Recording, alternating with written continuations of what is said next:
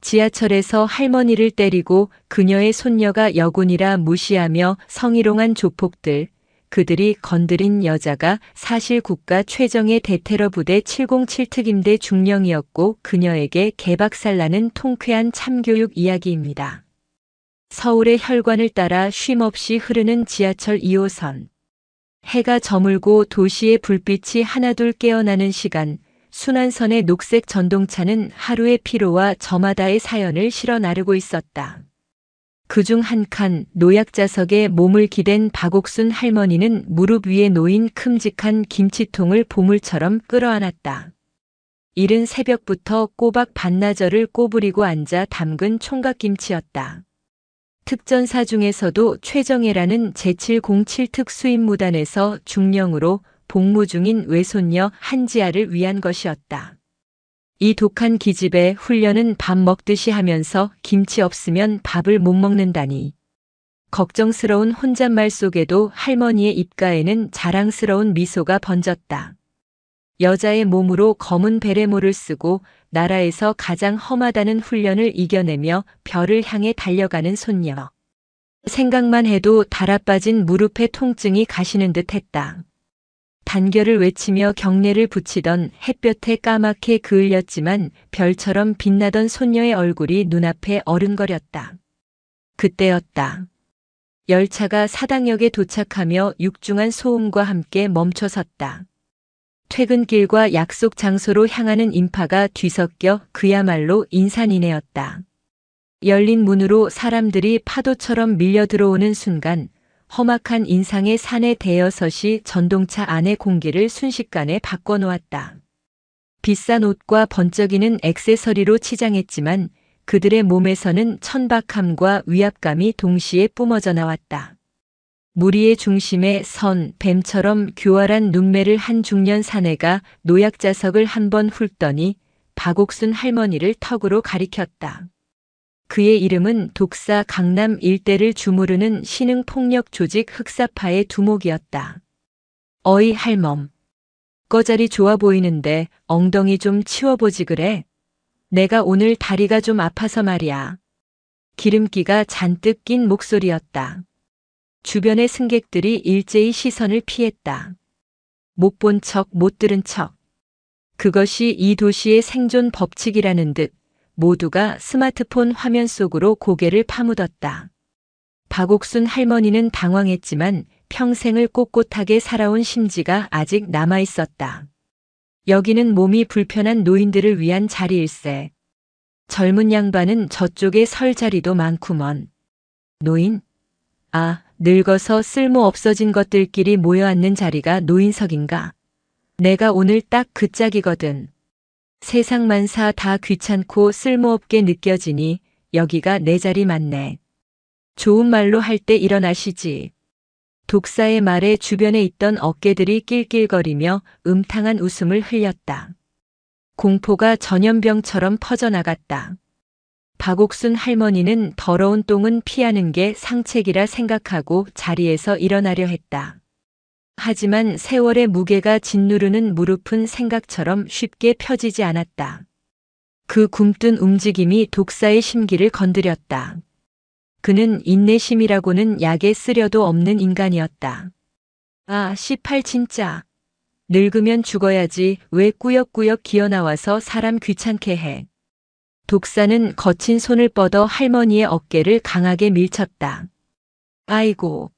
할머니가 중심을 잃고 그대로 바닥에 나동그라졌다. 그 바람에 애지중지 끌어안고 있던 김치통이 손에서 떨어져 나가며 바닥을 굴렀다. 둔탁한 소리와 함께 뚜껑이 열리고 손녀를 생각하며 정성껏 담근 총각김치가 시뻘건 국물과 함께 전동차 바닥으로 처참하게 쏟아져 내렸다. 사람들의 발밑에서 할머니의 정성이 무참히 짓밟혔다. 아이고, 내 김치 내 새끼 먹일 건데. 망연자실한 할머니의 넋두리가 채 끝나기도 전에 독사의 손바닥이 무자비하게 날아들었다. 짝! 살이 터지는 듯한 날카로운 파열음이 전동차 안의 모든 소음을 집어삼켰다. 할머니의 고개가 속절없이 돌아갔고 입안에서는 비릿한 피맛이 번졌다. 볼이 순식간에 부어오르며 뜨거운 열기가 느껴졌다. 이런 개 같은 년이. 더러운 김치 국물로 내 명품 구두 다 버렸잖아. 나이 처먹었으면 곱게 되질 것이지 어딜 기어나와서 행패야. 독사의 입에서 인간의 언어라고는 믿을 수 없는 욕설이 쏟아졌다. 그는 구둣발로 지시겨진 김치를 한 번 더 비벼 으깬 뒤 벌레만도 못하다는 듯한 눈빛으로 할머니를 내려다보았다. 승객들의 침묵은 이제 공모와 다름없었다. 그들의 비겁함이 독사의 폭력보다 더 날카로운 칼이 되어 할머니의 심장을 찔렀다. 결국 한 청년이 지금 뭐 하시는 겁니까? 경찰에 신고할 겁니다. 라고 소리치자 독사는 재수없게 역겹네라며 혀를 차고는 부하들을 이끌고 다음 역에서 유유히 사라졌다. 전동차 안에는 짓밟힌 김치의 시큼한 냄새와 함께 박옥순 할머니의 무너진 존엄만이 처참하게 남았다. 그날 밤 할머니는 어두운 방 안에 홀로 앉아 시퍼렇게 멍든 뺨을 쓸어내렸다. 육체의 고통은 시간이 지나면 아물겠지만 마음의 상처는 썩어 문드러질 것만 같았다. 쏟아진 김치와 손녀의 얼굴이 겹쳐지며 참았던 눈물이 소리 없이 흘러내렸다. 며칠 후 꿀맛 같은 휴가를 받아 서울 집으로 온 한지아 중령이 우렁찬 목소리로 현관문을 들어섰다. 이천의 특수전 사령부에서 혹독한 대테러 훈련을 지휘하다 온 그녀의 얼굴에는 군인의 강직함과 손녀의 애정이 함께 서려 있었다. 할머니, 충성, 보고 싶었습니다. 지아는 할머니를 보자마자 커다란 군용 배낭을 내려놓고 와락 껴안았다. 할머니는 애써 밝은 미소를 지으며 손녀를 맞았지만 지아의 눈은 속일 수 없었다. 적진의 위장과 기만을 꿰뚫어보는 707의 매의 눈은 할머니의 얼굴에 남은 부자연스러운 화장과 그 아래 희미하게 비치는 검푸른 멍자국을 놓치지 않았다. 할머니, 얼굴이 왜 이러십니까? 어디 부딪히셨습니까? 아이다. 그냥 어지러워서 문지방에 찧었다. 거짓말하지 마십시오. 이건 부딪힌 상처가 아닙니다. 명백한 피하 출혈, 손바닥으로 맞은 자국입니다. 지아의 목소리는 낮고 차분했지만 그 안에는 서리빨 같은 냉기가 흘렀다. 그녀는 할머니의 손을 잡고 소파에 앉혔다. 손녀의 단호한 눈빛에 할머니는 결국 며칠 전 지하철에서 겪었던 끔찍한 일을 어렵게 털어놓았다. 이야기를 듣는 내내 한지아의 표정에는 변화가 없었다. 그녀는 슬퍼하지도 분노하지도 않았다. 그녀의 감정은 고요한 수면 아래로 깊숙이 가라앉고 있었다. 모든 이야기를 마친 할머니가 다 지나간 일이다. 괜찮다. 라며 오히려 지아를 위로하려 할 때 지아는 조용히 입을 열었다. 할머니, 괜찮지 않으십니다. 그리고 저는 더더욱 괜찮지 않습니다. 그녀의 목소리에는 그 어떤 감정도 실려 있지 않았다. 오직 강철 같은 결의만이 느껴질 뿐이었다. 한지아는 자리에서 일어났다. 창밖으로 펼쳐진 서울의 야경을 바라보는 그녀의 어깨는 산처럼 굳건했다.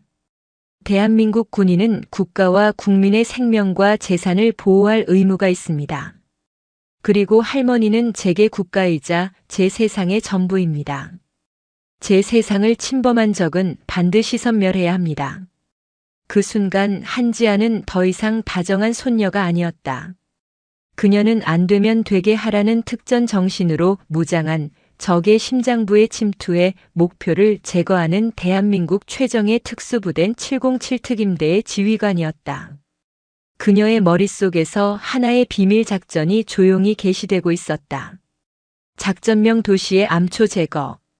목표는 자신의 할머니에게 씻을 수 없는 모욕을 준 인간 쓰레기들을 이 사회라는 바다에서 영원히 소멸시키는 것이었다. 한지아 중령에게 휴가는 그 순간부로 종료되었다. 아니, 그녀 스스로 전시 상황으로 전환했다. 할머니의 뺨에 새겨진 시퍼런 멍은 단순한 폭행의 흔적이 아니었다. 그것은 그녀의 명예, 그녀가 목숨 걸고 지키겠다고 맹세한 모든 것에 대한 정면 공격이자 선전포고였다. 감히 누가 내 조국을 건드리는가. 그 서늘한 분노는 그녀의 머릿속에서 수천 개의 작전 계획으로 수만 개의 시나리오로 분화하기 시작했다. 이것은 군의 공식적인 임무가 아니었다. 지극히 개인적인 복수. 하지만 지아에게는 그 어떤 첨단 무기보다 강력한 자산이 있었다. 바로 전우회라는 이름의 네트워크였다. 안 되면 되게 하라는 특전 정신을 공유하며 생사고락을 함께한 선후배들이 사회 각계각층의 거미줄처럼 포진해 있었다.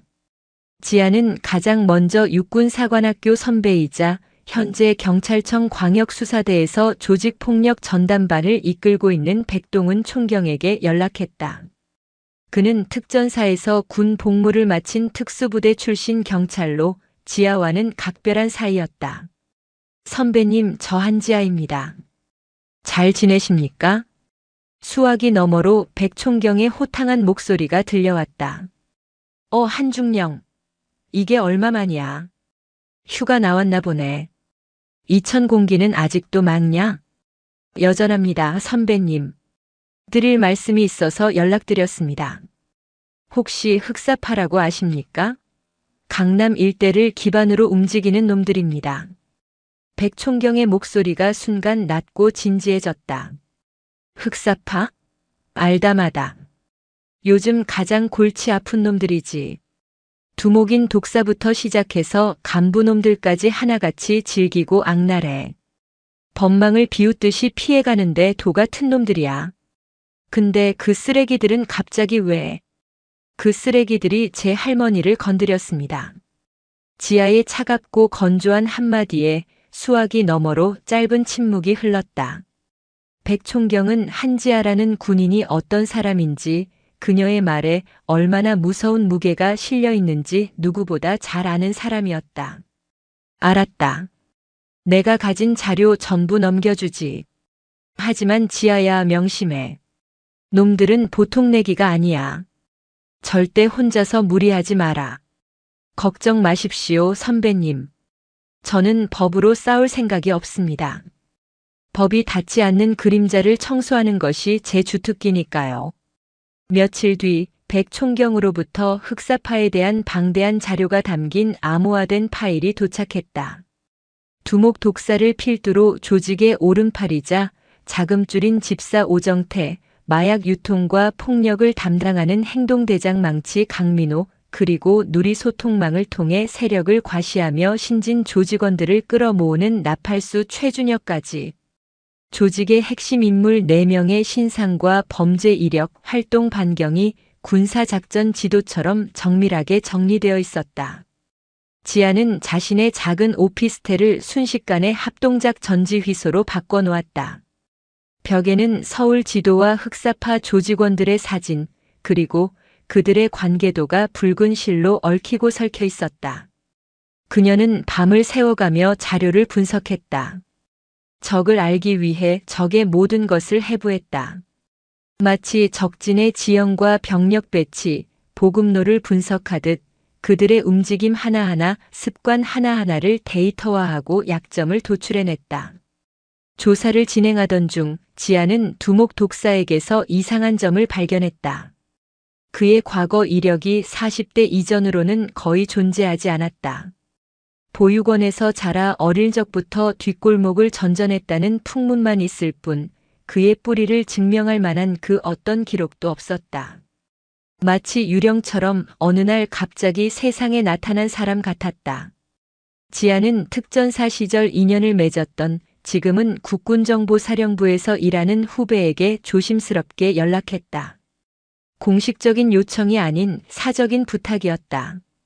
독사라는 인물의 과거를 추적해줘. 공식 기록이 아닌 지워지고 사라진 기록을 찾아줘. 후배는 위험한 부탁이라는 것을 알았지만 한지아라는 이름 석 자가 가진 무게와 신뢰를 알기에 거절하지 않았다. 며칠 후 몇 겹의 보안을 거친 암호화된 메일 한 통이 도착했다. 파일의 암호를 풀고 내용을 확인하던 한지아의 손가락이 순간 허공에서 멈췄다. 그녀의 등줄기로 차가운 식은땀이 폭포수처럼 흘러내렸다. 파일 안에는 낡고 빛바랜 출생 기록서 사본 한 장이 들어 있었다. 그리고 그곳에는 믿을 수도 믿고 싶지도 않은 이름이 적혀 있었다. 어머니 박옥순, 아들 이강식 현 독사. 세상이 산산조각 나는 듯한 충격이었다. 자신의 할머니를, 이 세상 유일한 피부치인 어머니를 무참히 폭행하고 모욕한 그 악마 같은 인간이 바로 할머니가 지독한 가난 때문에 갓난아이 때 남의 집 앞에 내려놓을 수밖에 없었다고 평생을 가슴치며 그리워하던 아들, 자신의 외삼촌이라는 사실. 지아는 벽에 붙은 독사의 사진을 노려보았다. 불타는 증오로 가득 찼던 눈에 깊이를 알 수 없는 혼란과 슬픔이 깃들었다. 복수의 대상이 한순간에 기구한 가족사의 비극적 주인공으로 변해버렸다. 어떻게 해야 하는가? 이 신의 장난 같은 운명 앞에서 무엇을 할 수 있단 말인가? 그녀는 할머니가 수십 년간 고이 간직해온 베네 저고리를 입고 찍은 갓난아기의 낡은 흑백 사진을 떠올렸다. 사진 속 아기는 세상 모든 빛을 머금은 듯 천사처럼 웃고 있었다. 그 아기가 자라 자신의 어머니를 때리는 악마가 되었다. 이 모든 비극은 어디서부터 잘못된 것일까? 가난? 버려졌다는 상처? 아니면 인간 본성에 내재된 순수한 악에? 한참을 고뇌하던 지아는 자리에서 일어섰다. 그리고 자신의 검은 베레모를 꺼내 썼다. 전투복 왼쪽 가슴에 달린 한지아라는 이름표와 공수 마크, 그리고 707 부대 마크가 어둠 속에서도 선명하게 빛났다. 그녀는 거울 앞에 섰다. 거울 속에는 한 명의 군인이, 이 나라의 중령이 서 있었다. 핏줄이라는 사실이 죄를 덮을 수는 없다. 그녀는 나지막이 읊조렸다. 그가 내 외삼촌이라는 사실은 그가 저지른 죄를 용서할 명분이 되지 못한다. 오히려 그 사실은 그의 죄를 더욱 무겁게 만들 뿐이다. 어머니를 알아보지 못하고 폭력을 휘두른 패륜. 그것은 1000번 만번 죽어 마땅한 신조차 용서할 수 없는 죄다. 그녀의 눈빛에서 혼란은 사라지고 더욱 차갑고 단단한 결의가 자리 잡았다. 이것은 이제 단순한 복수가 아니었다. 뒤틀려버린 가족의 역사를 바로잡고 죄지은 자에게 합당한 대가를 치르게 하는 신성한 의무가 되었다. 그녀는 검은 베레모에 조용히 맹세했다. 이 작전은 이제부터 복수가 아닌 심판이다. 내가 그의 조카로서, 그리고 이 나라의 군인으로서 그에게 가장 고통스러운 방식으로 자신의 죄를 깨닫게 해주겠다. 한지아는 다시 작전 지휘소로 돌아왔다. 그녀의 머릿속은 더 이상 흔들리지 않았다. 그녀는 독사를 가장 마지막 목표로 설정했다.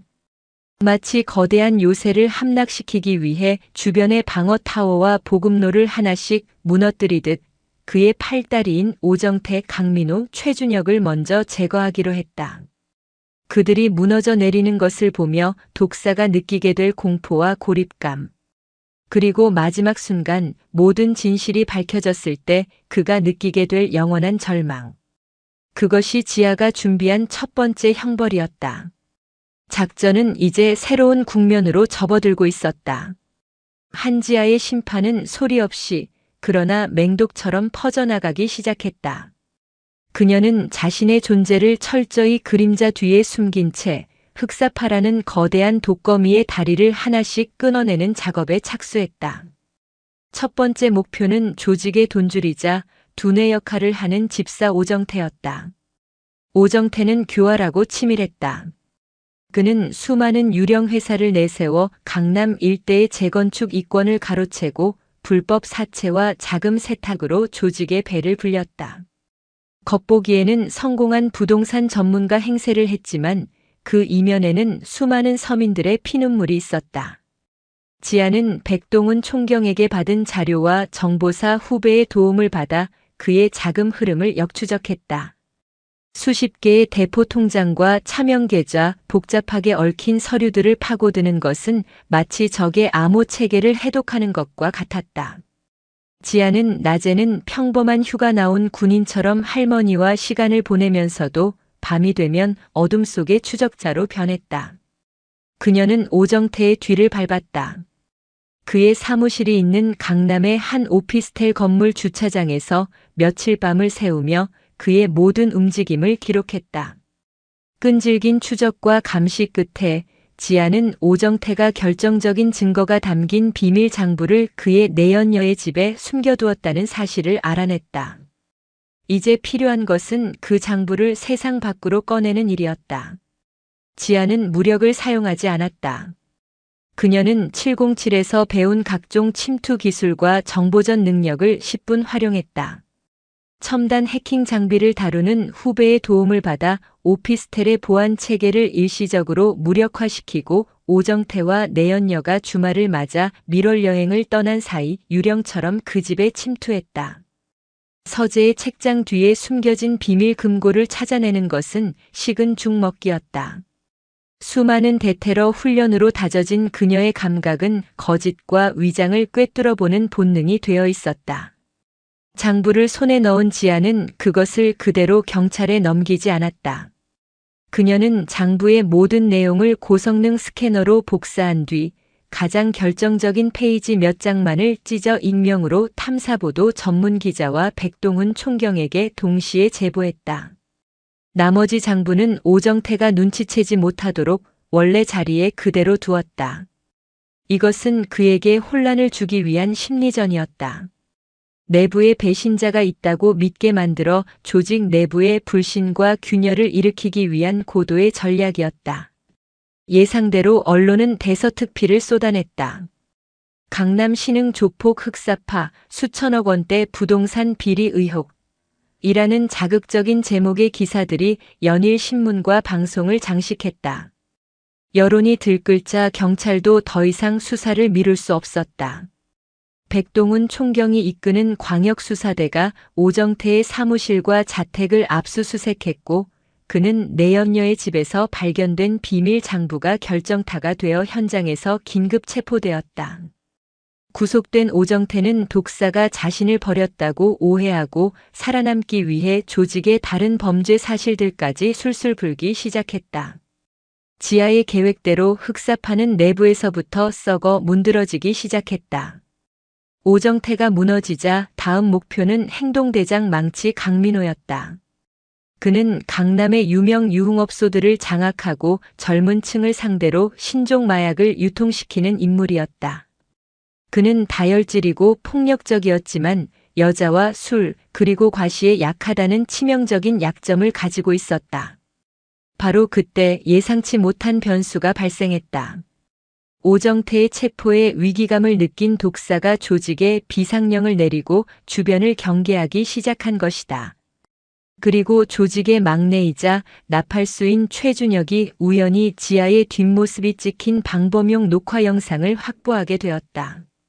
오정태의 내연녀가 사는 오피스텔 주변을 어슬렁거리는 수상한 여자가 있었다는 제보 때문이었다. 화질은 좋지 않았지만 군인 특유의 다부진 체격과 범상치 않은 분위기는 숨길 수 없었다. 독사는 직감적으로 이 여자가 이번 사태의 배후라고 생각했다. 그는 최준혁에게 당장 이 여자의 신원을 파악하라고 명령했다. 최준혁은 누리소통망 중독자답게 온갖 불법적인 방법을 동원해 지아의 신상을 털기 시작했다. 그리고 마침내 그녀가 707특임대 소속의 현역 중령 한지아라는 사실을 알아냈다. 형님, 찾았습니다. 한지아 707 중령입니다. 근데 이상한 점이 있습니다. 이 여자 얼마 전 지하철에서 형님한테 맞았던 그 할망구의 손녀입니다. 보고를 받은 독사는 순간 망치로 머리를 맞은 듯한 충격을 받았다. 그 노파. 그저 재수없는 노인네라고 생각했는데 그 노파의 손녀가 대한민국 최정예 특수부대 장교라고. 복수? 단순한 복수 때문에 조직의 돈줄을 끊어버렸다고. 그의 머릿속에서 모든 퍼즐이 맞춰졌다. 하, 이 씨발 웃기는 년이네. 일개 군발이 계집년이 겁도 없이. 독사의 눈에 비릿한 미소가 번졌다. 잘 됐다. 쥐새끼처럼 숨어만 있을 줄 알았더니 최준혁 그년이 지금 어디 있는지 알아내. 그리고 강민호한테 전해. 사냥 시간이라고. 사냥감이 아주 암컷이라고 말이야. 그날 밤 지아는 할머니의 약을 사기 위해 잠시 집을 나섰다. 그녀 역시 흑사파가 자신의 신원을 파악했을 가능성을 염두에 두고 있었지만 그들의 반응이 이렇게 빠를 줄은 몰랐다. 약국에서 나와 집으로 향하는 한적한 골목길에 들어서는 순간 지아는 등 뒤에서 다가오는 여러 개의 발소리를 느꼈다. 훈련으로 다져진 감각이 위험을 알리고 있었다. 이야, 이게 누구신가? 나라 지키는 용감한 군인 아가씨 아니신가? 어둠 속에서 강민호와 최준혁 그리고 10여 명의 조직원들이 모습을 드러내며 그녀의 앞뒤를 막아섰다. 강민호는 야구방망이를 어깨에 걸친 채 음흉한 미소로 그녀를 위아래로 훑쳤다. 군복 벗으니까 제법 여자 냄새가 나는데? 오빠들이랑 재밌는 놀이 한번 할까? 내 할망구한테 했던 것처럼 너도 좀 만져줘야 정신을 차리려나? 최준혁은 스마트폰을 꺼내 그녀를 촬영하며 낄낄거렸다. 우리 중령님 지금 좀 쫄았나? 얼굴 굳은 것 좀 봐. 괜찮아, 우리가 살살 다뤄줄게. 군대에서 배운 거랑은 차원이 다른 걸 가르쳐 줄 테니. 그들의 입에서 쏟아지는 저급한 성희롱과 모욕. 그것은 지아의 마지막 남은 이성의 끈을 끊어버리기에 충분했다. 지아의 눈빛이 순식간에 변했다. 인간의 감정이 사라진 오직 목표물의 급소만을 노리는 살인 병기의 눈빛으로. 마지막 경고다. 길을 비켜. 지아의 목소리는 얼음장처럼 차가웠다. 싫다면? 내년이 뭘 할 수 있는데? 여기서 소리라도 지르게? 아니면 그 잘난 특수부대 기술로 우리 10명을 다 때려 눕히기라도 하게? 웃기지 마, 계집년아. 강민호가 야구방망이를 치켜드는 순간이었다. 지아의 몸이 번개처럼 움직였다. 그녀는 한치의 망설임도 없이 앞으로 돌진하며 가장 가까이 있던 조직원의 턱을 팔꿈치로 가격했다. 뼈가 으스러지는 소리와 함께 조직원이 쓰러졌다. 이어진 동작으로 그녀는 다른 조직원의 급소를 걷어차고 그의 손에 들려있던 쇠 파이프를 빼앗아 들었다. 모든 것이 눈 깜짝할 사이에 일어났다. 당황한 조직원들이 우왕좌왕하는 사이 지아는 이미 그들의 중심부로 파고들어 있었다. 그녀의 손에 들린 쇠 파이프는 마치 살아있는 생물처럼 춤을 췄다. 그녀는 사람을 죽이는 기술을 배운 사람이었다. 하지만 지금 그녀는 그들을 죽이지 않았다. 대신 다시는 폭력을 휘두를 수 없도록 그들의 손목과 발목, 무릎 관절만을 정확하고 무자비하게 파괴했다. 악, 으악. 골목 안은 순식간에 처절한 비명과 고통스러운 신음으로 가득 찼다. 10여 명의 건장한 사내들이 불과 1분도 되지 않아 모두 바닥에 나뒹굴었다. 마지막으로 남은 것은 겁에 질려 뒷걸음질 치는 강민호와 최준혁 뿐이었다. 지아는 쇠 파이프를 바닥에 던지고 피 묻은 손을 털며 그들에게 천천히 다가갔다. 공포에 질린 강민호가 야구방망이를 미친 듯이 휘둘렀지만 지아는 가볍게 피하며 그의 손목을 꺾어 방망이를 빼앗았다. 그리고 그 방망이로 그의 양쪽 무릎을 내리쳤다. 퍽, 퍽. 둔탁한 파열음과 함께 강민호는 비명을 지르며 쓰러졌다. 이제 남은 것은 최준혁뿐이었다. 그는 사색이 되어 스마트폰을 떨어뜨리고 주저앉아 싹싹 빌기 시작했다. 잘못했습니다. 살려주세요. 시키는 대로 다 하겠습니다. 지아는 그의 멱살을 잡아 일으켜 세웠다. 그리고 그의 귓가에 지옥의 사자처럼 속삭였다. 내 누리 소통망에 올려. 내 손으로 직접. 나는 여자라서 군인을 무시했고 힘없는 노인을 괴롭힌 인간 쓰레기입니다. 라고. 그리고 지금부터 내가 하는 말을 똑똑히 내 동료들과 내 두목에게 전해. 지아는 최준혁의 귓가에 몇 마디를 더 속삭였다. 그녀의 말을 들은 최준혁의 얼굴은 하얗게 질리다 못해 거의 실신 직전이었다. 지아는 그를 길바닥에 내팽개치고는 아무 일도 없었다는 듯 유유히 골목을 빠져나갔다. 잠시 후 현장에 도착한 경찰들은 처참한 광경에 입을 다물지 못했다. 수많은 조폭들이 모두 관절이 박살난 채 신음하고 있었고 그 중심에는 겁에 질려 덜덜 떨며 자신의 스마트폰에 무언가를 입력하고 있는 최준혁이 있었다. 그리고 그가 전송 버튼을 누르자마자 흑사파의 어두운 왕국에는 그 누구도 예상치 못했던 진짜 지옥의 문이 열리기 시작하고 있었다. 최준혁이 비틀거리며 조직의 아지트로 돌아왔을 때 그의 몰골은 전쟁터에서 막 돌아온 패잔병과 같았다. 하얗게 질린 얼굴, 공포로 풀려버린 동공, 그리고 온몸에서 풍기는 지독한 오줌 지린내까지. 그는 두목인 독사의 발치에 거의 기어가다시피 하며 한지아에게 들은 말을 그대로 전했다. 검이 다리를 잘랐으니 이젠 몸통을 향해 가겠다고 전하랍니다.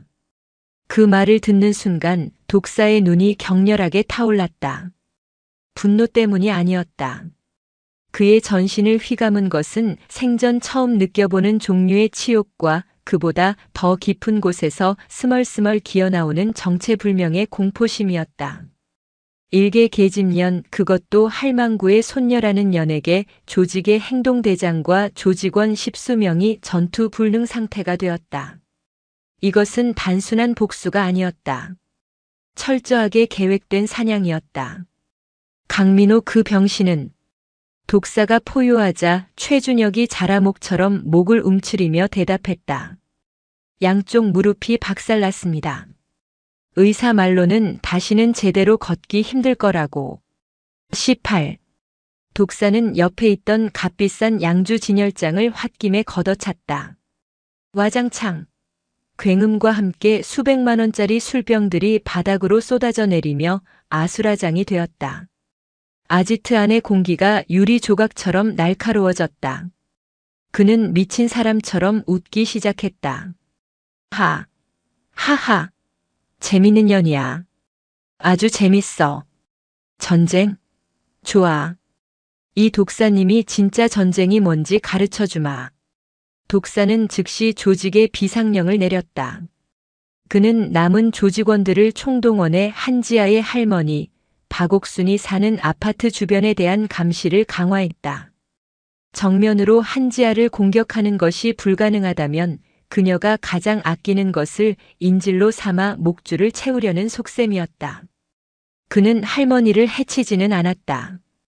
대신 그녀가 집 밖으로 한 발짝도 나가지 못하도록 보이지 않는 감옥을 만들었다.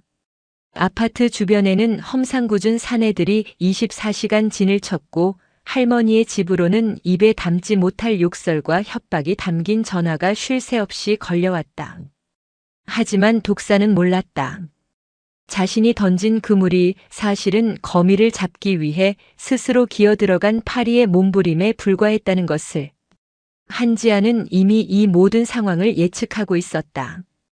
그녀는 할머니의 집 전화에 특수 도청 장치를 설치해 모든 협박 내용을 녹취하고 있었고 아파트 주변에 잠복시킨 정보사 후배들을 통해 조직원들의 움직임과 신원을 모두 파악하고 있었다. 그녀는 독사가 스스로 덫안으로 걸어 들어오기를 기다렸던 것이다. 이제 남은 팔다리를 마저 잘라낼 차례였다. 지아는 먼저 강민호의 숨통을 끊기로 했다. 그는 비록 두 다리가 부서졌지만 그의 마약 유통망은 여전히 살아 움직이고 있었다. 지아는 백동훈 총경에게 연락해 강민호가 병상에서 원격으로 지시할 대규모 마약 거래에 대한 정보를 흘렸다. 단순한 정보가 아니었다. 거래 시간과 장소, 운반책의 인상착의까지 마치 내부자가 제보한 것처럼 구체적이고 정확한 정보였다. 백 총경이 이끄는 광역수사대는 지아가 제공한 정보를 바탕으로 완벽한 작전을 준비했다. 그리고 약속된 날 강남의 한 호텔 주차장에서 이루어진 거래 현장을 덮쳐 엄청난 양의 신종 마약과 함께 조직원들을 일망타진했다. 이 사건으로 흑사파의 마약 공급책이었던 중국 조직과의 연결고리까지 드러나면서 조직의 뿌리가 흔들리기 시작했다. 병상에 누워있던 강민호는 추가 혐의로 구속영장이 발부되었고 그의 범죄 인생은 그렇게 완벽한 종말을 맞았다. 이제 남은 것은 최준혁이었다. 지아는 그를 사회적으로 매장시키기로 마음먹었다. 그녀는 골목길에서 최준혁에게 스스로 고백하라고 명령했던 것을 기억했다. 그는 실제로 자신의 누리 소통망에 저는 쓰레기입니다라는 식의 글을 올렸다가 동료들의 비웃음만 사고 삭제한 상태였다. 지아는 그것으로 충분하지 않다고 생각했다.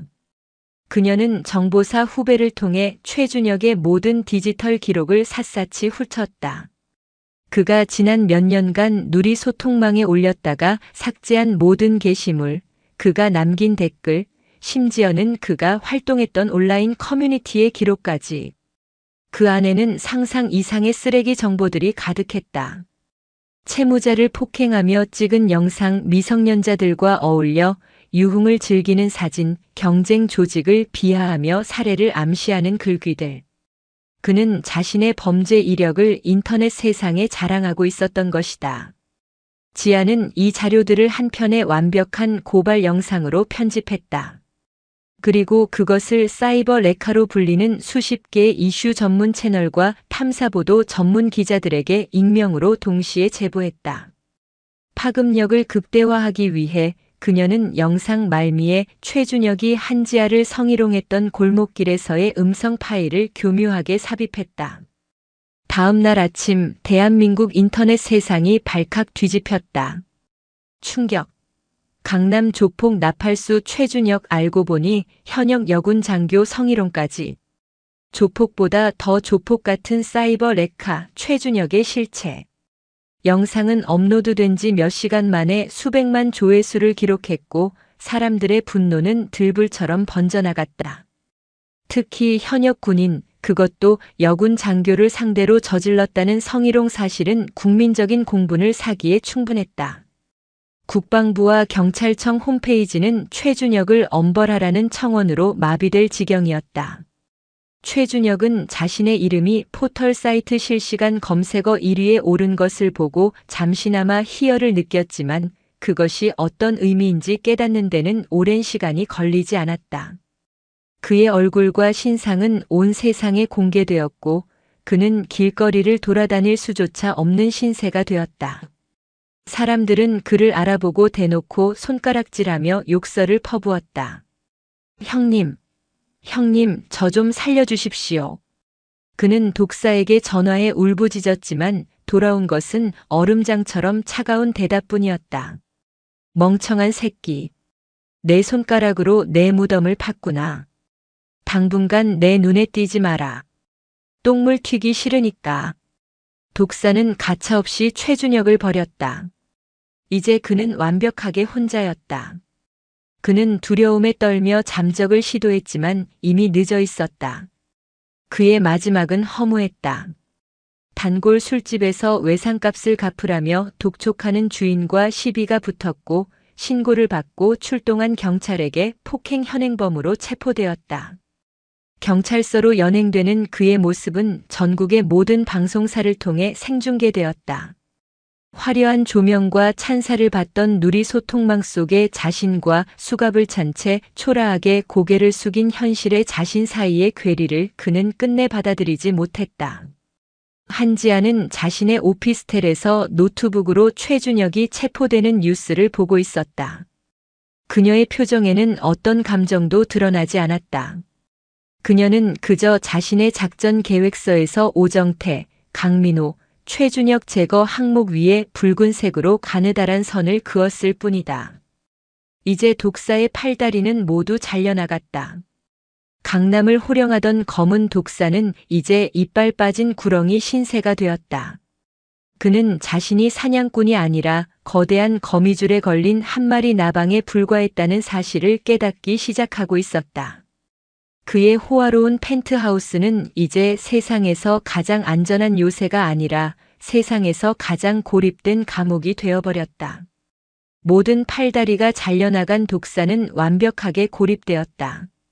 수십 년간 피와 폭력으로 쌓아올린 왕국은 신기루처럼 사라져버렸고 그를 따르던 수하들은 쥐새끼처럼 흩어지거나 감옥에 갔다. 그를 둘러싸고 있던 것은 한강의 야경이 내려다 보이는 호화로운 펜트하우스의 차가운 벽뿐이었다. 공포가 그의 혈관 속을 파고들어 뼛속까지 시리게 만들었다. 그는 자신이 만든 감옥의 유일한 죄수가 되었다. 그는 미친 사람처럼 집안을 돌아다니며 모든 커튼을 쳤다. 자신을 비웃는 것만 같은 서울의 야경이 그를 조롱하는 듯 했다. 그는 더 이상 외출을 하지 않았다. 배달 음식으로 끼니를 때우고 독한 위스키로 밤을 지새웠다. 잠이 들면 어김없이 악몽을 꾸었다. 검은 베레모를 쓴 여군이 자신을 향해 총구를 겨누는 꿈, 칠흑 같은 어둠 속에서 보이지 않는 손이 자신의 목을 서서히 조여오는 꿈. 바로 그때부터였다. 그의 심연을 뒤흔드는 기이한 속삭임이 들려오기 시작한 것은 어느 날 새벽 술에 취해 잠들었던 독사는 휴대전화로 온 문자 메시지 소리에 잠을 깼다. 발신자 번호는 없었다. 메시지에는 낡은 흑백 사진 한 장이 첨부되어 있었다. 사진 속에는 1970년대에나 볼 법한 낡은 디자인의 장난감 로봇이 찍혀 있었다. 그는 사진을 보고 미간을 찌푸렸다. 스팸 문자라고 생각하고 지워버리려던 순간 그의 뇌리에서 잊고 있던 기억의 파편 하나가 전광석화처럼 스쳐 지나갔다. 아주 어릴 적 보육원 창고 구석에서 몰래 가지고 놀았던 세상에 단 하나뿐이었던 자신의 보물. 바로 그 로봇이었다. 소름이 돋았다. 대체 누가? 어떻게 이 사진을? 그날 이후 익명의 메시지는 계속해서 도착했다. 하루는 짧은 오디오 파일이 도착했다. 재생 버튼을 누르자 귀에 익은 듯 낯선 자장가 멜로디가 흘러나왔다. 자장 자장 우리 아가. 기억 저편에서 희미하게 들려오는 듯한 그 멜로디에 그는 자신도 모르게 눈물을 흘릴 뻔했다. 또 하루는 손으로 그린 듯한 낡은 동네 약도 한 장이 전송되었다.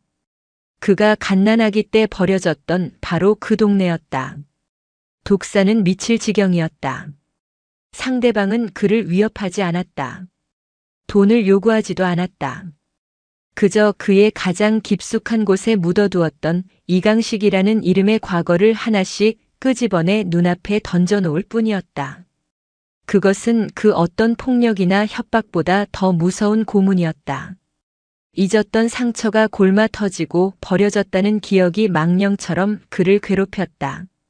독사라는 이름으로 쌓아올린 단단한 갑옷이 균열하며 그 안에서 상처투성이 어린아이가 울부짖기 시작했다. 그는 한지아 그 독한 여군이 벌이는 짓이라고 확신했다. 하지만 이해할 수 없었다. 그녀가 어떻게 자신의 과거를 이렇게까지 속속들이 알 수 있단 말인가? 그녀는 대체 누구란 말인가? 한편 한지아는 할머니의 변화를 예의주시하고 있었다. 할머니는 조폭들이 사라진 후 안정을 되찾았지만 어딘지 모르게 수심이 가득해 보였다. 그녀는 손녀의 얼굴에서 이전에는 볼 수 없었던 냉혹함과 어두운 그림자를 읽고 있었다. 지아가 밤마다 자신의 방에서 무언가에 몰두하고 있다는 것도 그 눈빛이 복수심으로 불타고 있다는 것도 어렴풋이 짐작하고 있었다. 어느 날 저녁 할머니는 조용히 지아의 방으로 들어왔다. 벽에 가득 붙어있던 흑사파 관련 자료들은 이미 모두 치워진 후였지만 방 안의 공기는 여전히 얼음장처럼 차가웠다. 지아야. 할머니는 손녀의 손을 따뜻하게 잡아주며 말했다. 나 때문에 내가 너무 힘든 일을 겪는 것 같아 마음이 아프다. 하지만 얘야, 증오는 상처를 치유해주지 못해. 오히려 더 깊은 상처를 남길 뿐이지. 지아는 아무 말도 하지 않았다. 할머니의 말이 틀렸다고 생각하지 않았다. 하지만 그녀는 멈출 수 없었다. 이것은 이제 그녀 개인의 복수가 아니었다. 짓밟힌 할머니의 존엄을 되찾고 사회의 암적인 존재를 뿌리 뽑는 군인으로서의 또 다른 임무라고 스스로에게 되뇌고 있었다. 할머니 걱정 마십시오. 거의 다 끝났습니다. 그것이 지아가 할 수 있는 유일한 대답이었다. 며칠 후 할머니는 지아 몰래 외출 준비를 했다. 손에는 작은 보따리가 들려 있었다. 그녀가 향한 곳은 서울 근교의 작은 절이었다. 그녀는 대웅전 불상 앞에 조용히 앉아 기도를 올리기 시작했다. 누군가를 저주하는 기도가 아니었다. 길을 잃고 악의 구렁텅이에 빠진 가여운 영혼을 구원해달라는 기도였다. 그녀는 평생을 가슴에 묻고 살아온 얼굴도 기억나지 않는 아들을 위해 기도했다. 어디에 있든 부디 사람답게 살아가게 해달라고. 그 같은 시각 한지아는 독사에게 보낼 마지막 선물을 준비하고 있었다. 그녀는 할머니의 서랍장 가장 깊숙한 곳에서 할머니가 수십 년간 보물처럼 간직해온 작은 나무 상자를 조심스럽게 꺼냈다. 상자 안에는 빛바랜 흑백 아기 사진과 함께 짝을 잃은 낡은 아기 신발 한 짝이 들어있었다. 지아는 그 신발을 꺼내 작은 상자에 담았다. 그리고 짧은 메모를 함께 넣었다. 메모에는 단 한 문장이 적혀 있었다. 어머니가 당신을 기다립니다. 지아는 이 소포를 퀵서비스를 통해 독사의 펜트하우스로 보냈다. 이것이 그의 무너져가는 정신에 가하는 마지막 결정타가 될 것이라고 확신했다. 소포를 받은 독사는 떨리는 손으로 상자를 열었다. 그리고 그 안에 들어있는 작은 아기 신발을 본 순간 그의 머릿속에서 무언가 툭 하고 끊어지는 소리가 났다. 잊고 있던 기억의 파편들이 거대한 해일처럼 그를 덮쳤다. 아주 어릴 적 보육원 침대에서 홀로 잠들 때마다 품에 안고 울었던 똑같이 생긴 신발 한 짝의 감촉. 그리고 어머니가 당신을 기다립니다라는 문장. 어머니? 그의 입에서 수십 년 만에 그 단어가 터져 나왔다. 그는 신발을 든 채 그대로 무너져 내렸다. 폭력과 욕설로 자신을 무장했던 흑사파 두목 독사는 온데간데 없었다. 그 자리에는 세상에 홀로 버려졌다는 상처 속에서 울부짖는 어린 아이 이강식만이 남아있었다. 그는 미친 사람처럼 울부짖었다. 분노도 증오도 아니었다.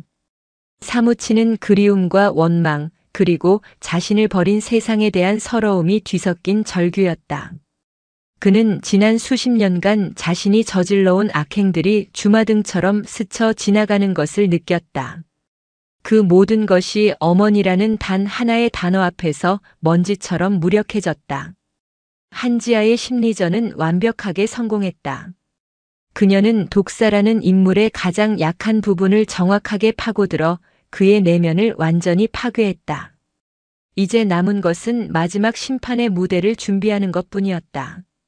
육체적으로 그를 제압하고 그의 눈앞에서 모든 진실을 까발려 그를 영원한 절망의 나락으로 떨어뜨리는 일. 심판의 날이 바로 코앞으로 다가오고 있었다.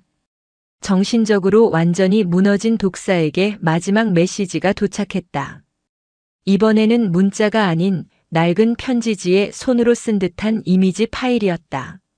내가 어디서 왔는지 알고 싶다면 모든 것이 시작된 곳으로 오라. 혼자서. 메시지 아래에는 낯선 주소 하나가 적혀 있었다. 독사는 이미 제정신이 아니었다. 그는 이 모든 것을 끝내고 싶었다. 자신을 나락으로 몰아넣은 보이지 않는 존재의 정체를 확인하고 그것이 신이든 악마든 직접 대면하여 끝장을 보고 싶었다. 그는 실오라기 같은 이성을 붙잡고 메시지에 적힌 주소로 향했다. 그곳은 서울의 오래된 구도심 재개발이 멈춘 채 시간이 멈춰버린 듯한 동네였다. 독사의 기억에는 없는 곳이었지만 이상하게도 발걸음이 향하는 곳마다 데자비처럼 익숙한 풍경이 스쳐 지나갔다. 낡은 구멍가게, 녹슨 철대문, 금이 간 골목길의 시멘트 바닥. 그의 무의식 깊은 곳에 잠들어 있던 유년의 풍경이었다. 그곳은 바로 갓난아기였던 그가 어머니 박옥순의 손에 의해 한 교회의 베이비박스에 맡겨졌던 그 비극이 시작된 동네였다. 약속 장소는 이미 폐쇄된 지 오래된 교회의 낡은 정문 앞이었다. 차가운 겨울비가 추적추적 내리고 있었고 고장난 가로등 불빛만이 음산하게 주변을 비추고 있었다. 독사는 굳게 닫힌 교회 철문을 망연하게 바라보며 서 있었다. 여기가 대체 어디인데? 나를 이곳으로 부른 이유가 무엇인데? 그때 어둠 속에서 한 인형이 천천히 걸어 나왔다. 화려한 옷도 위압적인 군복도 아니었다. 검은색 전술 의류 차림의 간결한 모습. 하지만 그 몸에서 뿜어져 나오는 기운은 칠흑 같은 어둠보다 더 깊고 서늘했다. 한지아였다. 내년이었군. 독사는 이를 갈며 말했다. 그의 목소리는 잔뜩 쉬어 있었다. 대체 나한테 왜 이러는 거야? 내가 뭔데? 내가 너한테 뭘 잘못했는데? 한지아는 아무런 대답도 하지 않았다. 그녀는 그저 차가운 눈으로 독사를 바라볼 뿐이었다. 그 눈빛은 마치 먹잇감을 앞에 둔 최상위 포식자의 눈빛이었다. 경멸도 분노도 담겨 있지 않은 오직 목적만을 담은 순수한 살기. 그 눈빛에 독사의 마지막 남은 이성이 끊어졌다. 그는 짐승 같은 괴성을 지르며 한지아에게 달려들었다. 수십 년간 뒷골목에서 다져진 그의 주먹은 사리로 가득 차 있었다. 평범한 사람이라면 한 방에 즉사할 수도 있는 위력이었다. 하지만 그의 상대는 한지아였다.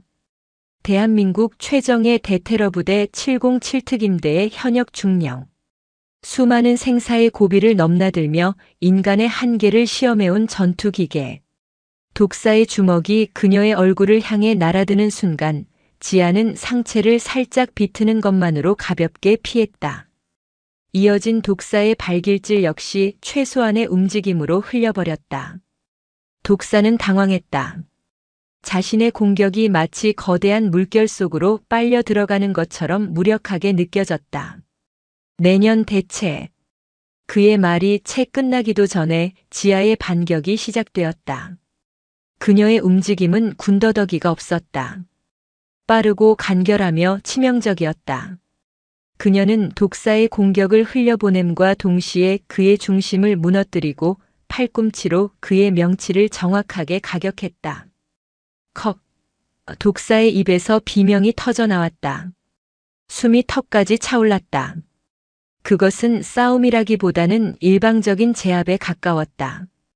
지아는 독사가 반격할 틈을 단 한순간도 주지 않았다. 그녀는 고통스러워하는 그의 손목을 꺾어 바닥에 내동댕이 쳤다. 우두둑 하는 끔찍한 소리와 함께 그의 팔이 탈골되었다. 비명조차 지르지 못하는 독사의 복부를 지아는 무릎으로 강하게 짓눌렀다. 그의 저항은 그것으로 끝이었다.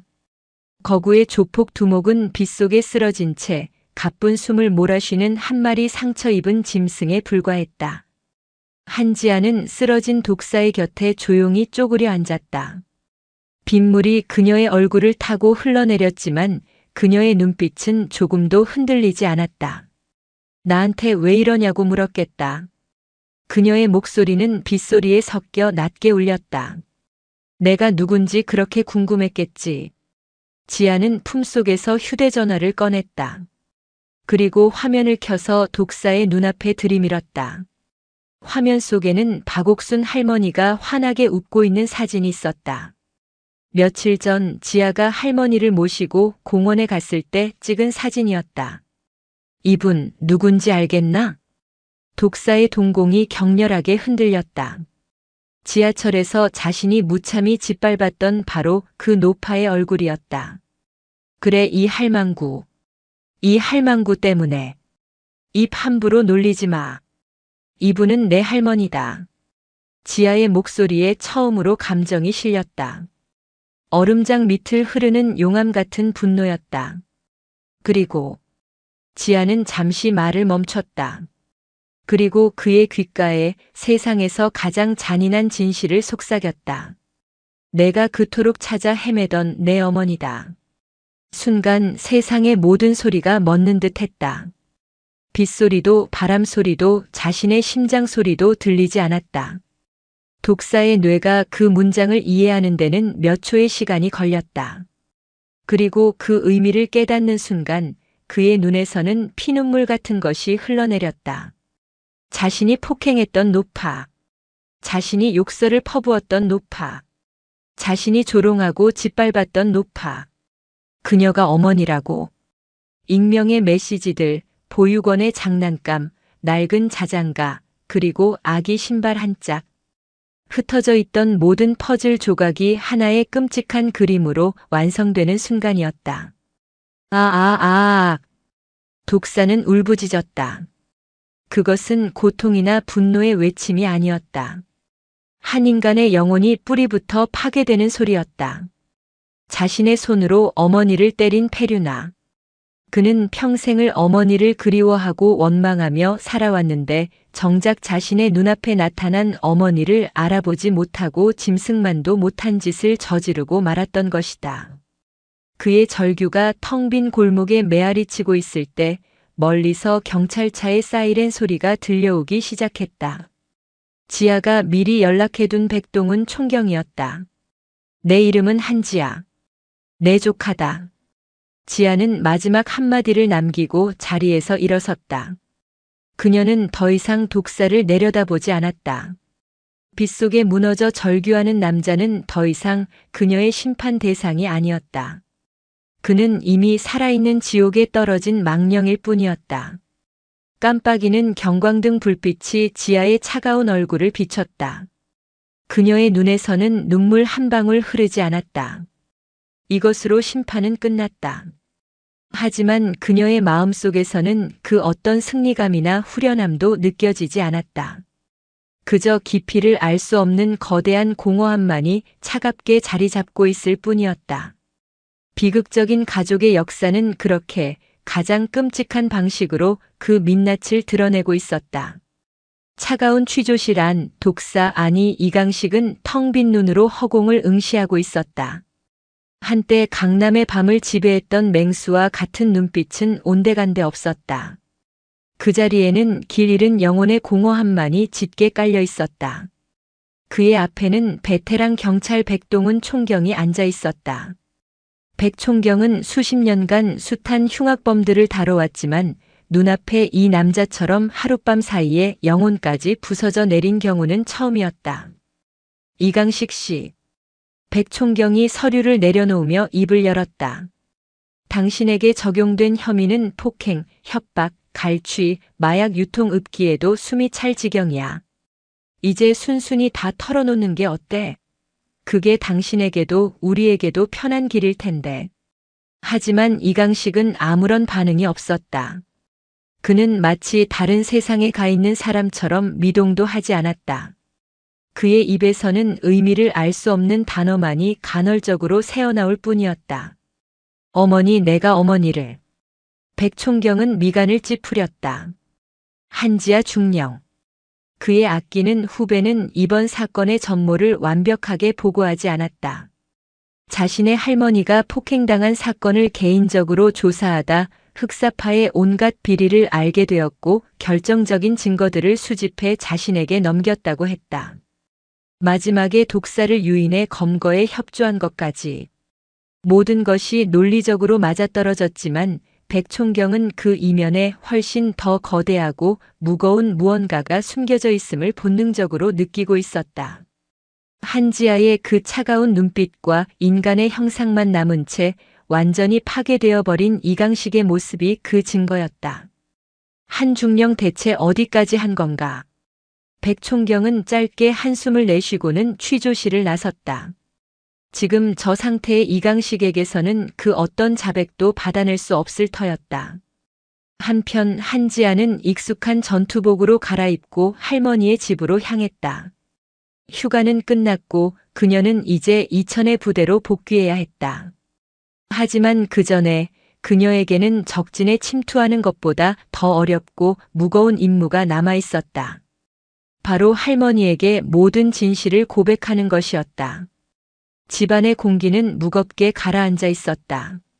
할머니는 손녀의 얼굴을 보자마자 모든 것이 끝났음을 직감했다. 지아야, 다 끝난 게냐? 네, 할머니. 할머니를 괴롭혔던 사람들 모두 죗값을 치르게 될 겁니다. 지아는 애써 담담하게 말했다. 할머니는 안도의 한숨을 내쉬면서도 손녀의 눈에 서린 깊은 고뇌를 놓치지 않았다. 고생했다, 우리 강아지. 할미 때문에 내가. 할머니. 지아는 할머니의 말을 끊고 그녀의 앞에 조용히 앉았다. 그리고 결심한 듯 떨리는 목소리로 입을 열었다. 제가 지금부터 드리는 말씀을 부디 침착하게 들어주십시오. 지아는 지난 며칠간 있었던 일을 아주 천천히 그리고 조심스럽게 이야기하기 시작했다. 지하철 폭행 사건의 주범을 추적하는 과정부터 그의 팔다리를 하나씩 잘라내고 마침내 그를 심판의 무대로 끌어내기까지의 과정을. 할머니는 그저 손녀의 손을 꼭 잡은 채 묵묵히 듣고만 있었다. 이야기가 막바지에 이르렀을 때 지아는 가장 힘든 진실을 꺼내놓아야 했다. 그녀는 숨을 한번 깊게 골랐다. 할머니, 그 사람 할머니를 때리고 욕했던 그 사람의 진짜 이름이 이강식이래요. 이강식. 그 이름이 박옥순 할머니의 귓가에 닿는 순간 할머니의 세상이 멈췄다. 핏기가 가시는가 싶더니 이내 온몸이 사시나무처럼 떨려왔다. 쉰 목소리가 갈라져 나왔다. 뭐라고 했느냐 지금. 지아는 말없이 서랍장으로 다가가 그 안에서 낡은 흑백 아기 사진 한 장을 꺼내왔다. 그리고 그것을 할머니의 손에 조심스럽게 쥐어주었다. 사진 속 아기는 천사처럼 해맑게 웃고 있었다. 할머니가 평생을 가슴에 품고 살아온 아들의 유일한 사진이었다. 지아는 다시 자신의 휴대전화를 꺼내 경찰로부터 넘겨받은 이강식의 머그샷 사진을 화면에 띄웠다. 험상궂고 비열했던 인상은 사라지고 모든 것을 잃은 남자의 공허한 얼굴만이 남아 있었다. 할머니가 평생 그리워하셨던 아들이에요. 제게는 외삼촌이고요. 할머니는 아기 사진과 휴대전화 속 남자의 얼굴을 번갈아 보았다. 겹쳐지지 않을 것 같던 두 개의 얼굴이 시간이라는 잔인한 강을 건너 기어이 하나의 이미지로 합쳐졌다. 할머니의 눈에서 뜨거운 눈물이 왈칵 쏟아져 내렸다. 하지만 그 어떤 소리도 새어나오지 않았다. 그것은 소리 없는 통곡, 영혼이 무너져 내리는 비명이었다. 자신이 매일 밤 꿈속에서 그리던 아들. 한 번만이라도 다시 만나 미안하다 말하고 싶었던 아들. 그 아들이 살아있었다. 그리고 그 아들이 자신의 뺨을 때렸다. 그 아들이 자신의 손녀에 의해 파멸했다. 이 얼마나 끔찍하고 잔인한 운명의 장난인가. 할머니는 가슴을 부여잡고 그대로 쓰러졌다. 지난 50년간 켜켜이 쌓아온 그리움과 죄책감이 감당할 수 없는 진실의 무게에 짓눌려 산산조각 나버렸다. 할머니, 정신 차리세요, 할머니. 지아는 절규하며 할머니를 부축했다. 할머니의 몸은 깃털처럼 가벼웠지만 그녀가 짊어진 삶의 무게는 우주보다도 무거웠다. 지아는 그제야 깨달았다.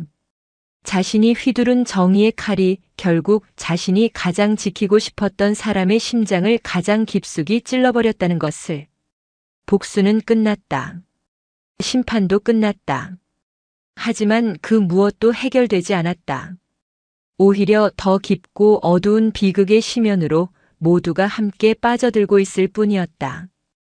응급실로 향하는 구급차의 요란한 사이렌 소리가 마치 뒤엉켜버린 가족의 운명을 향한 장송곡처럼 도시의 밤하늘에 처절하게 울려 퍼지고 있었다. 한지아는 할머니의 차가운 손을 붙잡은 채 생전 처음으로 자신의 검은 베레모가 이토록 무겁고 부끄럽게 느껴졌다. 며칠 후 박옥순 할머니는 병원에서 퇴원했다. 육체적인 충격보다는 정신적인 충격이 더 컸지만 그녀는 생각보다 빨리 기운을 차렸다. 아니, 차려야만 했다. 그녀의 눈빛에는 더 이상 슬픔이나 절망만이 아닌 무언가 다른 감정이 자리 잡고 있었다. 그것은 모든 것을 잃어버린 아들을 향한 세상 그 무엇으로도 끊어낼 수 없는 모성이었다. 지아야. 집으로 돌아온 할머니가 지아를 불렀다.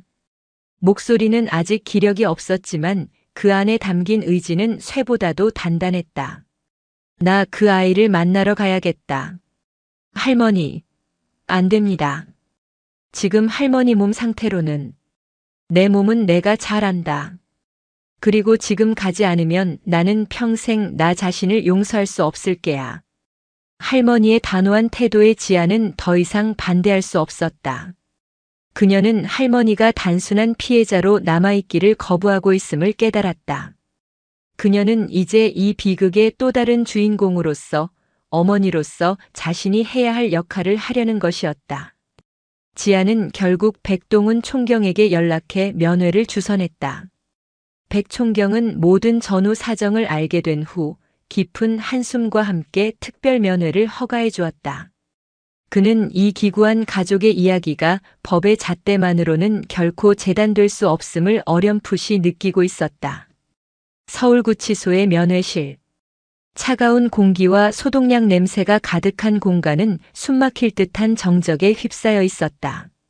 박옥순 할머니는 하얀 아크릴판을 사이에 두고 아들을 기다렸다. 50년 만의 만남. 그녀는 수만 번 상상해왔다. 길에서 우연히 마주치면 어떨까? 잘 자라준 아들의 손을 잡고 함께 밥을 먹는 날이 온다면. 하지만 눈앞의 현실은 그녀가 상상했던 그 어떤 만남보다도 잔인했다. 철컥하는 쇳소리와 함께 면회실 문이 열리고 수의를 입은 이강식이 들어섰다. 짧게 깎은 머리, 깊게 팬 주름, 모든 것을 체념한 듯한 텅 빈 눈동자. 한때 세상을 호령하던 조폭 두목의 위세는 찾아볼 수 없었다. 그는 그저 초라하고 늙은 죄수일 뿐이었다. 그는 차마 고개를 들지 못했다. 자신의 앞에 앉아있는 저 작고 깡마른 노인이 자신의 어머니라는 사실을 아직도 온전히 받아들일 수 없었다. 그는 아크릴판 너머의 어머니를 훔쳐볼 용기조차 나지 않았다. 그저 두 손에 채워진 수갑의 차가운 감촉만을 느끼며 고개를 숙일 뿐이었다. 먼저 침묵을 깬 것은 박옥순 할머니였다. 강식아. 50년 만에 처음으로 불러보는 아들의 이름이었다. 그 이름 한마디에 평생의 그리움과 회한이 담겨 있었다. 이강식의 어깨가 크게 들썩였다. 그는 입술을 깨물며 터져 나오려는 울음을 필사적으로 참았다. 얼굴 좀 보자, 아가. 내 얼굴 한번 제대로 보는 게 평생의 소원이었다. 할머니의 목소리에 이강식은 마침내 천천히 고개를 들었다. 그리고 마주한 어머니의 얼굴. 주름진 얼굴, 백발이 성성한 머리, 그리고 그 모든 것을 감싸 안는 깊고 슬픈 눈. 자신에게 뺨을 맞았던 바로 그 얼굴이었다. 그 순간 이강식의 내면을 억누르고 있던 마지막 둑이 무너져 내렸다. 그는 어린아이처럼 오열하기 시작했다. 흐, 흐. 차마 소리내어 울지도 못하고 목이 메어 끄끄거리는 울음이었다. 잘못했습니다, 어머니. 제가 죽을 죄를. 그는 아크릴판에 이마를 기댄 채 용서받지 못할 자신의 죄를 되뇌었다. 그때 할머니가 아크릴판 위로 자신의 주름진 손을 가져다 댔다. 그리고 이강식의 이마가 닿아 있는 바로 그 자리에 자신의 손바닥을 가만히 포겠다. 따뜻한 온기는 전해지지 않았지만 그 마음만은 고스란히 전달되는 듯 했다. 아니다, 아가. 내가 미안하다. 할머니의 눈에서도 눈물이 하염없이 흘러내렸다. 이 어미가 못나고 가난해서 너를 품에 안고 지켜주지 못했다. 추운 길바닥에 너를 혼자 내버려둔 이 어미가 천하의 죄인이다. 이 모든 게 다 나 때문이야. 어머니의 사죄에 이강식은 더 크게 울부짖었다. 그는 용서를 빌고 싶었는데 오히려 용서를 받고 있었다. 그는 죄값을 치르러 왔는데 어머니는 모든 죄를 자신의 탓으로 돌리고 있었다. 세상 그 어떤 형벌보다도 더 고통스러운 순간이었다. 어머니의 그 끝없는 사랑이 그의 썩어 문드러진 심장을 도려내는 것만 같았다. 어머니. 그는 그저 어머니의 이름만을 부르며 통곡할 뿐이었다. 한지아는 면회실 한쪽 구석에 설치된 관찰실에서 유리창 너머로 이 모든 광경을 지켜보고 있었다. 그녀의 옆에는 백동훈 총경이 말없이 서 있었다. 지아는 자신의 두 주먹을 피가 나도록 꽉 쥐고 있었다. 그녀가 계획했던 심판은 이런 모습이 아니었다. 그녀는 악을 처단하고 정의를 구현하고 싶었다. 하지만 그녀가 만들어낸 결과는 두 사람이 서로를 부둥켜 안지도 못하고 차가운 아크릴 판을 사이에 둔 채 평생의 상처를 확인하며 오열하는 이 지독한 비극의 한 장면일 뿐이었다. 그녀는 깨달았다. 자신이 휘두른 칼은 악을 베었지만 동시에 선한 사람의 가슴에도 피를 흘리게 했다는 것을. 파괴를 통한 정의는 결코 완전한 것일 수 없다는 것을. 할머니가 보여준 무조건적인 용서와 사랑.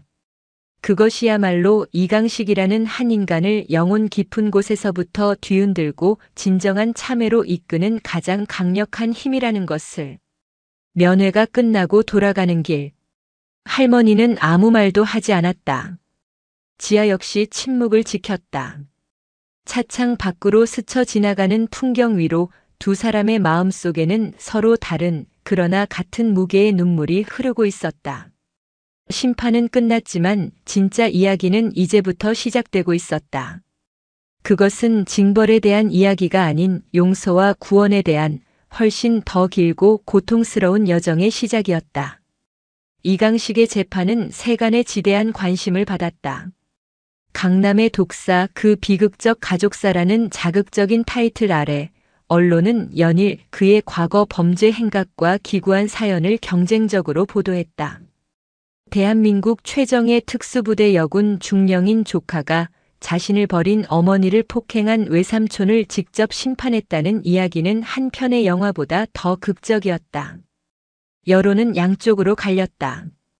그를 동정의 여지가 없는 흉악범으로 보는 시각과 비정한 세상이 만들어낸 괴물이라며 동정하는 시각이 팽팽하게 맞섰다. 재판이 열리는 날 서울중앙지방법원 앞은 수많은 취재진과 구경꾼들로 인산인해를 이루었다.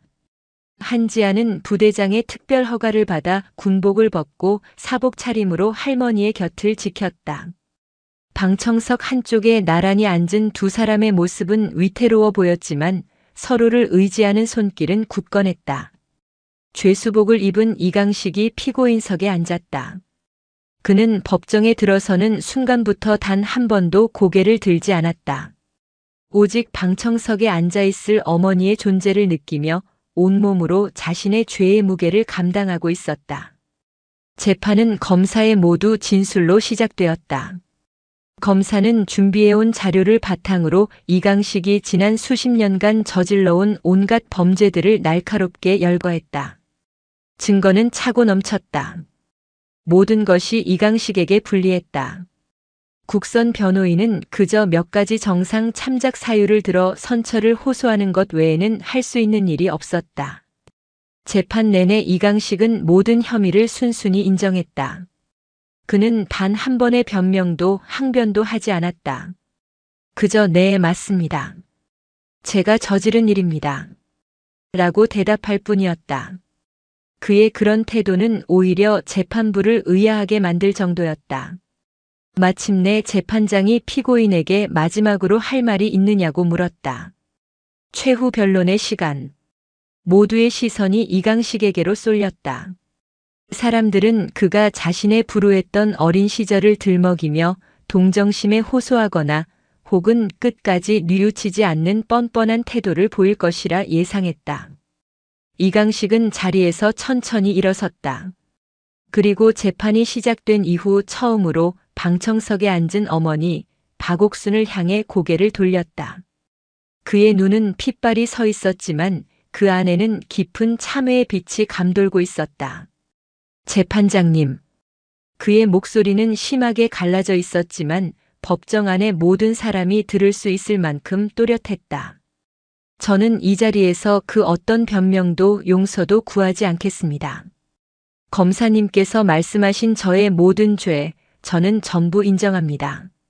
하지만 그는 잠시 말을 멈추고 숨을 골랐다. 저의 가장 큰 죄는 이 법정에 기소된 죄목들 중에는 없습니다. 사람들이 수군거리기 시작했다. 재판장이 의아한 눈으로 그를 바라보았다. 제가 저지른 가장 무겁고 용서받을 수 없는 죄는 50년 만에 만난 제 어머니를 알아보지 못하고 그 연로하신 분의 뺨에 제 더러운 손을 댄 것입니다. 그의 고백에 법정은 순간 정적에 휩싸였다. 방청석에 앉은 박옥순 할머니는 입술을 깨물며 터져나오는 울음을 삼켰다. 한지아는 그런 할머니의 어깨를 가만히 감싸 안았다. 저는 평생을 저를 낳아주신 분을 원망하고 그리워하며 살았습니다. 하지만 정작 그분이 제 눈앞에 나타났을 때 저는 짐승만도 못한 짓을 저질렀습니다. 이 세상 그 어떤 지옥이 있다 해도 저 같은 페류나를 위한 자리일 것입니다. 그의 목소리는 이제 울음에 섞여 격렬하게 떨리고 있었다. 그러니 재판장님, 부디 저에게 자비를 베풀지 마십시오. 법이 허용하는 가장 무거운 벌을 내려주십시오. 감옥에서 썩는 것이 두려운 것이 아니라 제 죄의 무게를 조금이라도 덜지 못하고 살아가는 것이 더 두렵습니다.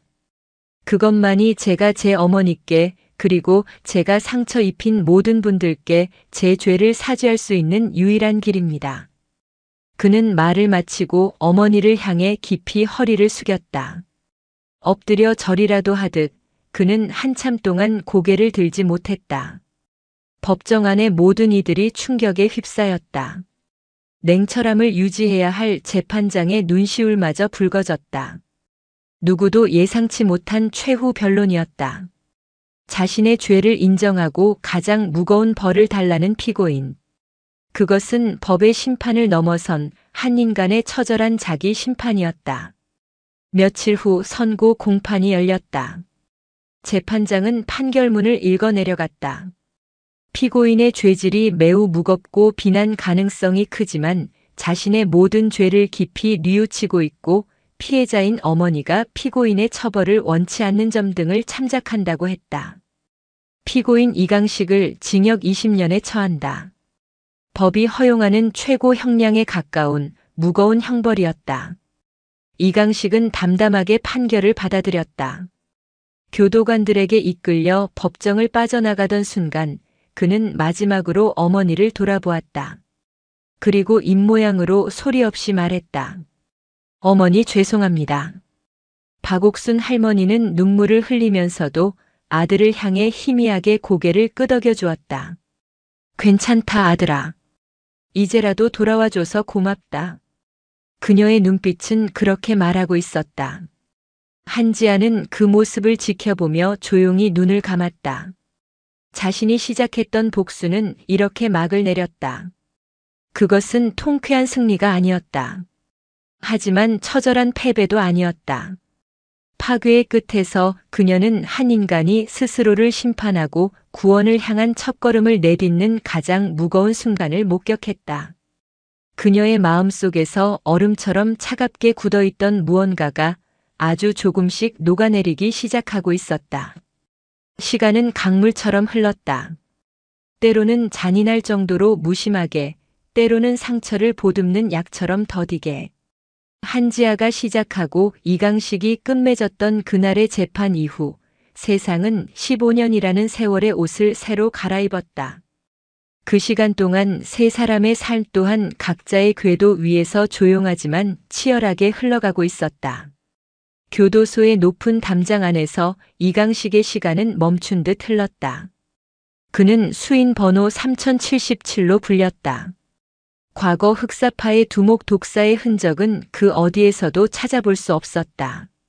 그는 가장 먼저 가장 늦게까지 일했다. 꾸준히 일을 도맡아 했고 누구와도 어울리지 않았지만 누구에게도 해를 끼치지 않았다. 그는 묵묵히 자신의 죄를 몸으로 감당했다. 수많은 밤 그는 잠들지 못하고 차가운 감방 바닥에 웅크려 앉아 어머니의 얼굴을 떠올렸다. 자신의 더러운 손에 맞았던 뺨, 아크릴판 너머로 눈물을 흘리던 슬픈 눈, 그리고 마지막 순간 자신을 향해 고개를 끄덕여주던 용서의 몸짓까지. 그 기억들은 축복이자 형벌이었다. 그의 남은 생을 지탱해줄 유일한 빛이자 그의 영혼을 영원히 올가맬 십자가였다. 그는 교도소 내 직업훈련소에서 목공 기술을 배웠다. 거칠고 투박했던 그의 손은 이제 사포질과 대패질에 익숙해져 상처 입은 나무를 매만져 새로운 생명을 불어넣는 법을 배우고 있었다. 그는 수천 번 나무를 깎고 다듬으며 자신의 죄로 얼룩진 과거를 깎아내는 듯한 참회를 반복했다. 그는 편지를 썼다. 수신이는 언제나 어머니. 하지만 단 한 통도 붙이지 못했다. 죄송합니다라는 5글자를 쓰는 데만 꼬박 하룻밤이 걸렸고 그 이상의 문장은 차마 이어갈 수가 없었다. 그 편지들은 그의 관물대 깊숙한 곳에 차곡차곡 쌓여 그 자체가 그의 속죄의 역사가 되어가고 있었다. 세월은 박옥순 할머니의 머리 위에 더 희끗한 서리를 내려놓았다. 그녀는 아들이 갇혀있는 교도소의 방향으로 매일 아침 정화수를 떠놓고 기도를 올렸다. 아들의 죄를 씻어달라는 기도가 아니었다. 그저 남은 생, 단 하루라도 사람의 마음으로 살게 해달라는 기도였다. 그녀는 한 달에 한 번 버스를 몇 번씩 갈아타고 교도소 면회를 갔다. 처음 몇 년간 이강식은 면회를 거부했다.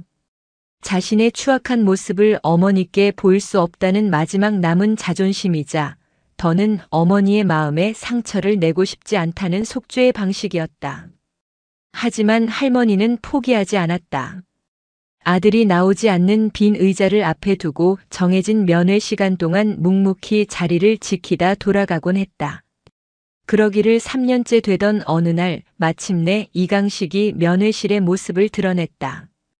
두 사람은 아무 말도 하지 않았다. 그저 아크릴판을 사이에 두고 서로의 모습을 바라볼 뿐이었다. 하지만 그 침묵 속에는 수만 마디의 말이 오고 가고 있었다. 미안함, 그리움, 원망, 그리고 사랑. 두 사람은 그렇게 소리 없는 대화를 통해 서로의 상처를 조금씩 어루만지고 있었다. 한지아의 어깨 위에는 별이 하나 더 늘었다.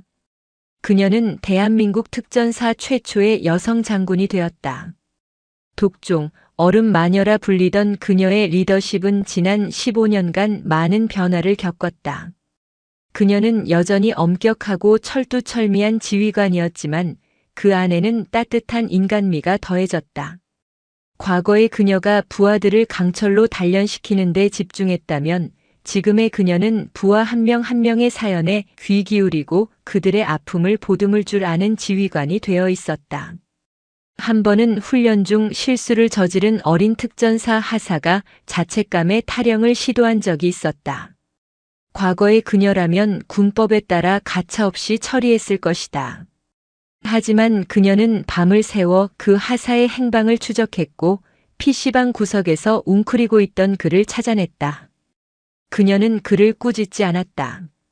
그저 그의 옆에 앉아 따뜻한 국밥 한 그릇을 말없이 시켜주었다. 실수할 수 있다. 넘어질 수도 있고. 하지만 특전사는 다시 일어서는 법을 배우는 사람이다. 내가 다시 일어설 때 내가 옆에 있겠다. 그날 이후 부하들은 그녀를 어머니라고 부르기 시작했다. 그녀는 외삼촌의 인생을 파괴함으로써 역설적으로 한 인간을 구원하는 길이 무엇인지 어렴풋이 배우고 있었다. 그녀 역시 정기적으로 할머니와 함께 혹은 혼자서 외삼촌의 면회를 갔다. 처음에는 어색한 침묵만이 흘렀지만 시간이 지나면서 두 사람은 조금씩 서로를 가족으로 받아들이기 시작했다. 그리고 마침내 15년이라는 긴 시간이 흘렀다. 모범수로 감형을 받은 이강식의 출소일이 정해졌다. 그날 새벽 교도소 앞에는 이른 아침에 차가운 공기가 내려앉아 있었다.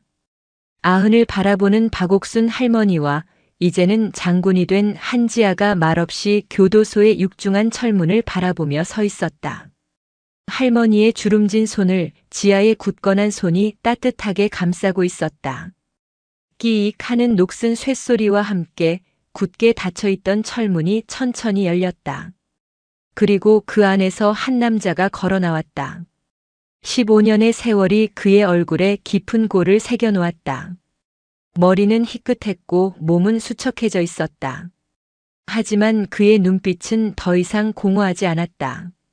그 안에는 긴 고뇌의 시간을 통과한 사람만이 가질 수 있는 깊고 고요한 빛이 담겨 있었다. 이강식은 문 밖에서 자신을 기다리고 있는 두 사람을 발견했다. 그는 걸음을 멈췄다. 수백 미터처럼 느껴지는 그 짧은 거리를 그는 차마 다가가지 못하고 우뚝 서 있었다. 어머니의 주름진 얼굴, 그리고 어느새 자신보다 훨씬 더 높은 곳에 서 있는 듯한 조카의 늠름한 모습. 먼저 움직인 것은 박옥순 할머니였다. 그녀는 아들을 향해 비틀거리지만 멈추지 않고 걸어갔다. 아들의 앞에 선 할머니는 아무 말도 하지 않고 그저 거칠어진 아들의 얼굴을 주름진 손으로 어루만졌다. 그 따뜻한 감촉에 이강식의 눈에서 뜨거운 눈물이 쏟아져 내렸다. 그는 그 자리에 털썩 무릎을 꿇었다. 그리고 어머니의 무릎에 얼굴을 묻고 60평생의 회한을 담아 통곡했다. 어머니, 제가 왔습니다. 그래, 아가. 어서 오너라. 고생 많았다, 내 아들. 할머니는 아들의 등을 토닥이며 함께 눈물을 흘렸다. 곁에 다가온 한지아는 말없이 자신의 장군용 외투를 벗어 웅크린 외삼촌의 어깨 위에 덮어주었다. 차가운 새벽 공기 속 세 사람은 그렇게 한참 동안 서로의 온기를 나누었다. 집으로 돌아오는 길. 낡은 아파트는 15년 전과 변함이 없었다. 하지만 그 안을 채우는 공기는 완전히 달랐다. 할머니는 아들을 위해 따뜻한 밥상을 차렸다. 쌀밥과 미역국, 그리고 갓 담근 하얀 배추김치. 이강식은 김치 한 조각을 집어 입에 넣었다. 그가 15년 전 구둣발로 무참히 짓밟았던 바로 그 김치였다. 아삭하게 씹히는 김치의 맛과 함께 어머니의 사랑과 용서가 그의 온몸으로 퍼져나가는 듯 했다. 그는 밥 한 그릇을 다 비우는 동안 아무 말도 하지 못하고 눈물만 뚝뚝 흘렸다. 며칠 후 세 사람은 함께 지하철을 탔다. 15년 만에 다시 타보는 지하철. 이강식은 노약자석을 물끄러미 바라보았다. 그의 비극이 시작되었던 바로 그 자리였다. 그는 어머니와 지아를 그 자리에 앉혔다. 그리고 자신은 그 앞에 조용히 서서 창밖으로 빠르게 스쳐 지나가는 서울의 풍경을 바라보았다. 사람들, 건물들, 그 모든 것이 낯설면서도 정겨웠다. 그는 이제 더 이상 세상을 향해 나를 세우지 않았다. 그는 세상의 일부가 되어 조용히 흘러가고 있었다. 그들의 마지막 발걸음이 향한 곳은 한강이 내려다 보이는 작은 공원이었다. 세 사람은 나란히 벤치에 앉았다. 강물은 묵묵히 흘러 서해로 향하고 있었다. 지아야. 이강식이 처음으로 조카의 이름을 불렀다. 고맙다. 내가 아니었다면 나는 아직도 내가 누구인지도 모른 채 짐승처럼 살고 있었을 게다. 내가 나를 부숴주었기에 나는 비로소 사람이 될 수 있었다. 그의 진심 어린 고백에 한지아는 희미하게 미소 지었다. 외삼촌. 이제 다시는 할머니 손 놓지 마세요. 그것으로 충분했다. 더 이상의 말은 필요 없었다. 긴 속죄의 길 끝에서 그들은 마침내 서로를 가족으로 온전히 받아들였다. 지는 해를 바라보며 할머니는 아들의 손을 그리고 손녀의 손을 꼭 잡았다. 세 사람의 그림자가 길게 이어져 마치 하나의 그림자처럼 보였다. 상처는 결코 사라지지 않을 것이다. 그들이 겪었던 비극의 기억은 평생 그들을 따라다닐 것이다. 하지만 그들은 이제 혼자가 아니었다. 서로의 상처를 보듬고 서로의 온기에 기대어 남은 생을 함께 걸어갈 것이다. 한지아는 생각했다. 진정한 정예, 진정한 군인의 임무는 어쩌면 적을 파괴하는 것이 아닐지도 모른다고. 무너진 것을 다시 일으켜 세우고 부서진 것을 다시 이어붙이며 길 잃은 영혼이 돌아올 자리를 지켜주는 것. 그것이야말로 가장 강하고 위대한 일일지 모른다고. 그녀의 길고 길었던 전쟁은 이제 정말로 끝이 났다. 그리고 그 자리에는 따뜻하고 희미한 희망이 저녁 노을처럼 조용히 번지고 있었다.